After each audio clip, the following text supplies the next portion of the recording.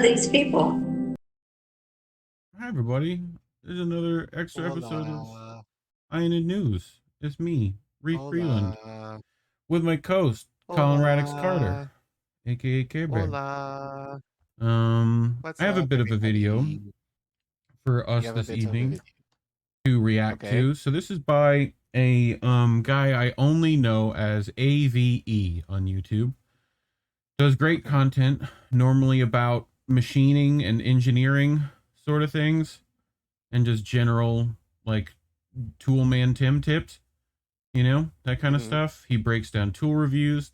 Good dude, all things considered. He's up in Canada, if I'm not mistaken. He has a bit of his own flair with speaking and whatever, so, you know, he tries to make things entertaining and funny. But he made this video called "I'm Scared for My Son," and he had a bit of expertise about things that I don't think people have seen or have heard about, you know, just the state of the world in general. And I thought people should hear it. So I don't think you saw this, right? Did I show you this yet? Nope. Okay. Nope. Going. Cool. So here it is. We're gonna watch it now. Okay.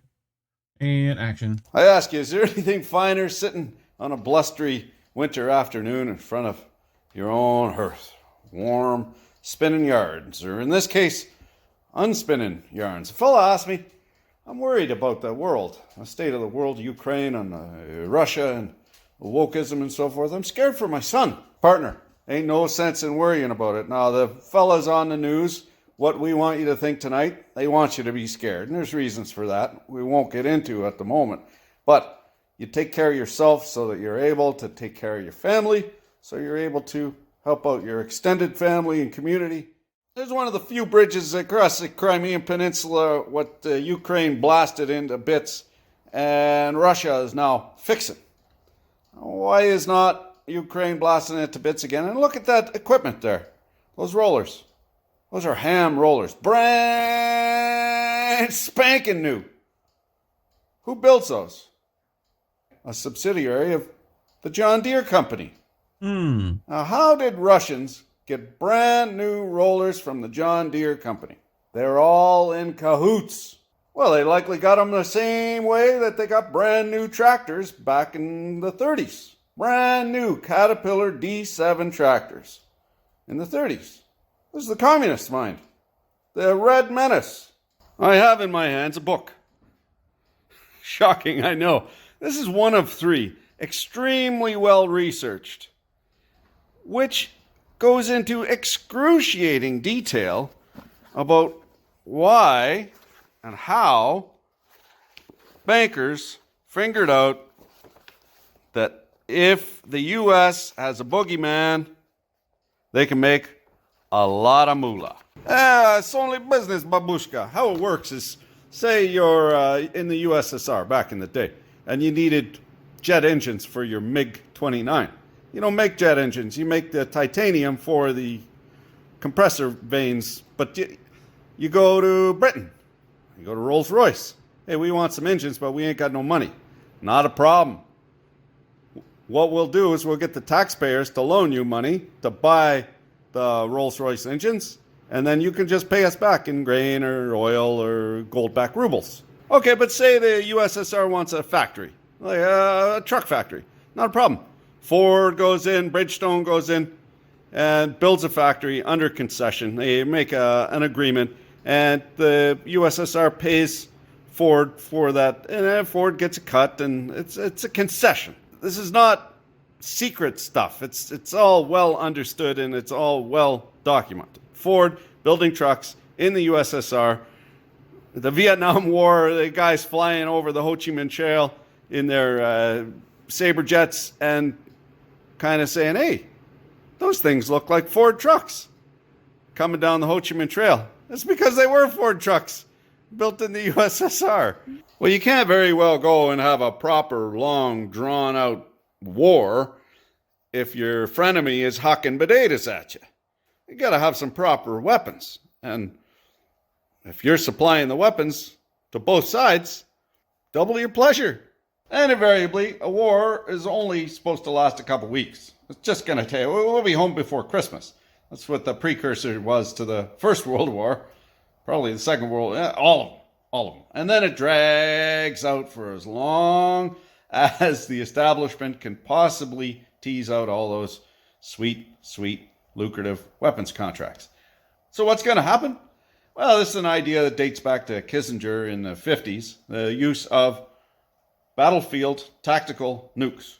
Either false flag or Russia is going to use nukes to raised earth, scorched earth, the Ukraine, which happens to be one of the breadbaskets of the world. What does that do? It shoots up the cost of, well, everything, oil and oats. And also, as it happens, the U.S. has both oil and oats. You can't use farmland, what's been irradiated for nigh on generations. So, yeah, we'll see over the Ides of March here. It's going to be scorched earth, or there'll be a nuclear meltdown in one of those areas. There's a ton of reactors there. Also, for reasons we won't get into, they don't want nuclear reactors around either. Oats, oil, cancer medicine? That's 3 for 3. Insofar as the fellow's son, I wouldn't worry too much about that wokeism, culture wars, and so forth. That's a Tennessee shuffle, technically called the old, oh, look over here, wham, castrate him right in the nuts. That's distraction, and it goes toward, well, I myself, I love freaks because it takes the pressure off me.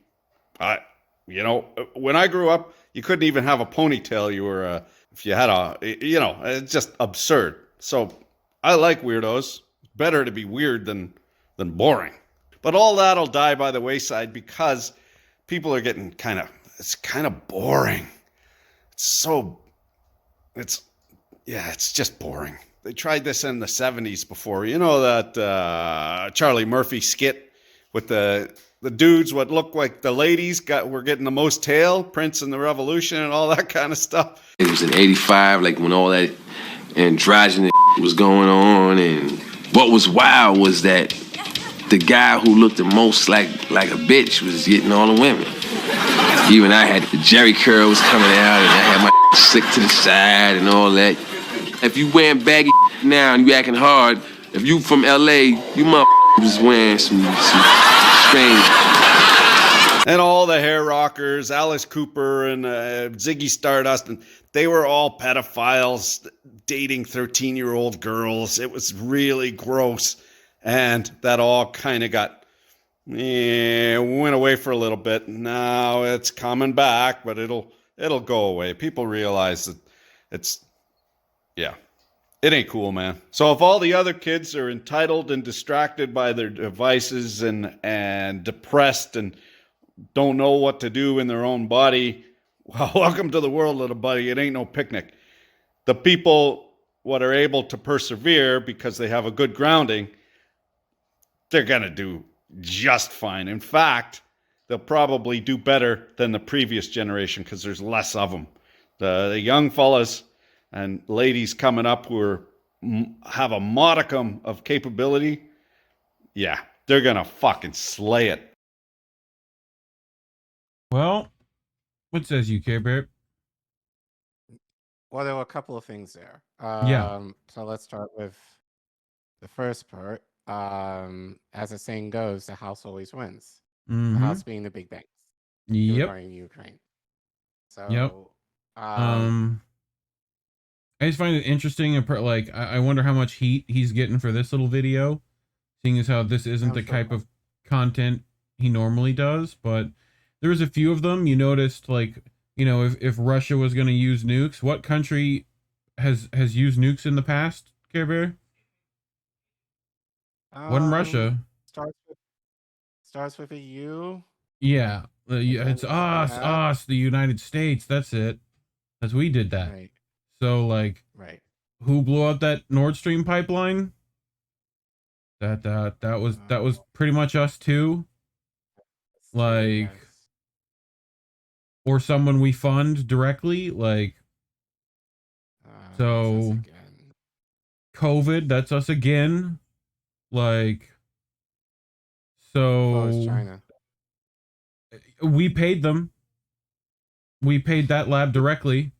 If you've been paying attention, like it wasn't Chinese fund, like it was us, you know, as well as the ones in the Ukraine, not to mention. But it also talks about, like, you saw that people shortage, right? What do you think's been happening there? You mean we've had worse healthcare and worse economic ability, and people are dying and not many people are having kids? You mean that people shortage? Like, you know, it was just an interesting little video that I thought kind of was like, he's pretty much on it. Like, is he off? Like, the only spots he's off is like minute stuff, really. You know, Yeah. like he's got it nailed. You know, like we've been saying the same thing here. Like, be able to protect yourself, your family, like be able to survive if you need to, like get yourself some skills, you know. And what else? Anything else? Well, the second part, well, he titled it "I'm Scared for My Son." Right. That's like he got like a letter from someone that was like, I'm scared for my son because Ukraine, COVID, this, that. Right. And then he was like, look, bud, this is the gears turning, you know, they've been turning, right? Like, this is what we've been doing for decades now, you know? So, and I like the knowledge that he put in place. I don't think a lot of people have seen that, right? I didn't know those rollers were John Deere for sure. Like, so, but yeah. And the culture war stuff, he was on it on that too. It's like, that's a distraction. So, not really an issue. Yeah. Right. And we've said this before. It's just like culture wars are generally a distraction to deter people from. If people are trying to distract you with culture war stuff, then it's kind of like, what are they really trying to deter you from, or try to not make you think about what issue? Yeah, like what else are they, like, what else is happening, you know? Right. But it's probably more prevalent than, you know, what people might be mentioning. So yeah, but no, I enjoyed it. It was very, I mean, short but to the point, and I think for me it just gives more nuance. I've seen a lot of stuff regarding when people try to get nuance as far as Russia and Ukraine. Very often what they miss is our and Europe's like involvement. That's often kind of omitted, and I think on purpose.